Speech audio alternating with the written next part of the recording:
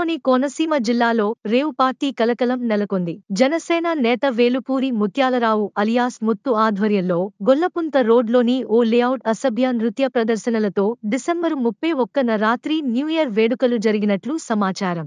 దీనికి సంబంధించిన video social మీడియాలో ఇప్పుడు వైరల్ అవుతోంది. కాగా జనసేన నాయకుడితో పాటు మరో నలుగురిపై పోలీసులు కేసు నమోదు చేశారు.